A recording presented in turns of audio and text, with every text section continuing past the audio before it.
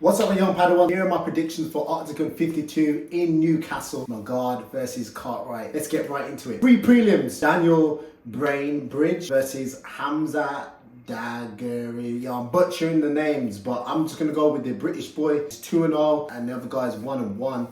I don't know much about both of them, but I'm just rooting for the British boy. Let's go, let's go. Second prelim of the card, we got Jake McHugh versus Armin Herzog. I know Jake McHugh very well. I coached him in the Oktagon Challenge, and I feel like the first fight was a fluke, especially after seeing Armin's second performance. I really feel like Jake now, he's not going to really make them silly mistakes again, and he's coming out. He's already got his one victory. He's going to be 2-0 by the end of it. I reckon he could actually finish Armin as well, get him out there. I don't feel like the stand-up is going to be too much of a play. I feel like Jake is going to go in there, get it down to the mat, what he does, and just bully Armin everywhere. Let's go, Jake. Team England. Next, we got, drumroll, I'm about to butcher this name again, Edad. I think I said that right. Kexel.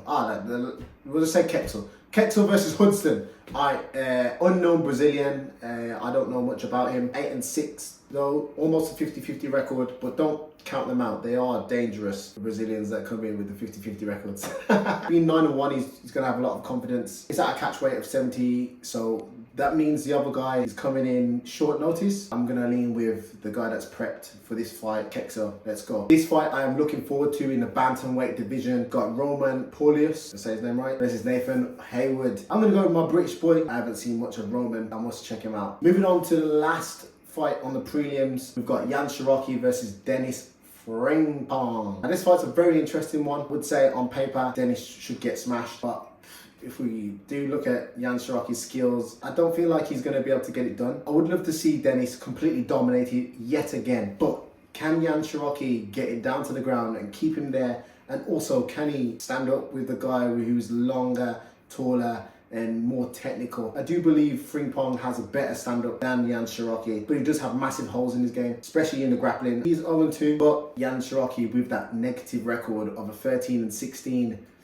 it's not looking good, bro. This fight goes down to the wire. Frimpong just edges it on points. Yeah, it might be pretty boring, unless Shiroki hits that bomb and knocks out Frimpong. Then we'll all be screaming, yeah! Moving on to the first fight in the main card, we've got Cory Fry versus Max Holzer. Is 6-0, Cory Fry 5-1. This fight is going to be a very interesting one.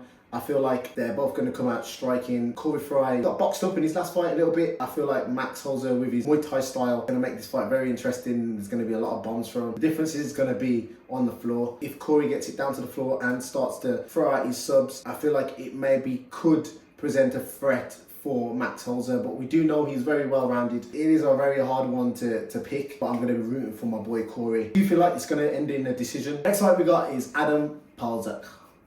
Butchered it.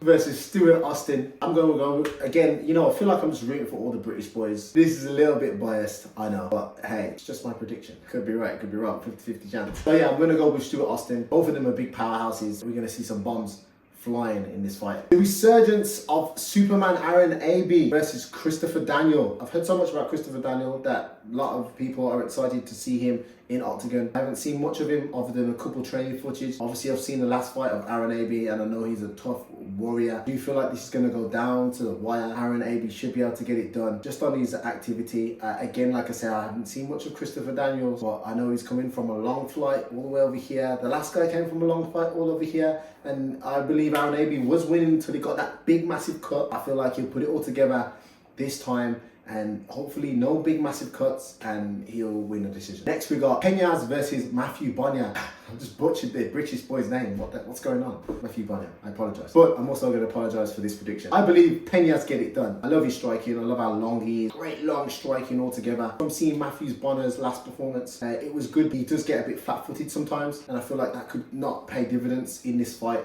with Mates. Peñas. If it does end up on the ground and Bonner's, why am I butchering all these guys' names? Don't make me a commentator. I'm gonna have to practice everybody's name for like 50 times before I do commentating.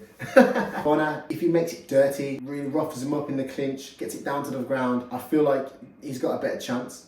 But I feel like with the frame of Peñas and from what I've seen of him last, he's very lethal, very strong, so I'm going with him. I'm going with Peñas for this fight, possibly TKO victory. Now we move on to the main event. Jonas Magard versus Jack Cartright.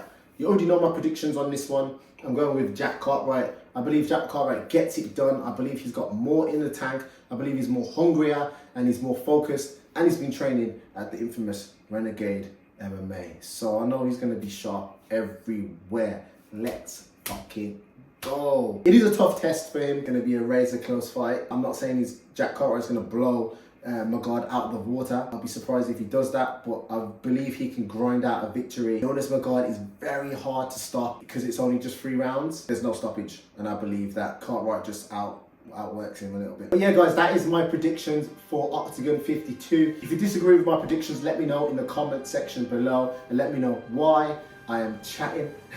Tune into Octagon 52, links are below. Also, don't forget to hit that like and subscribe button. May the force be with you.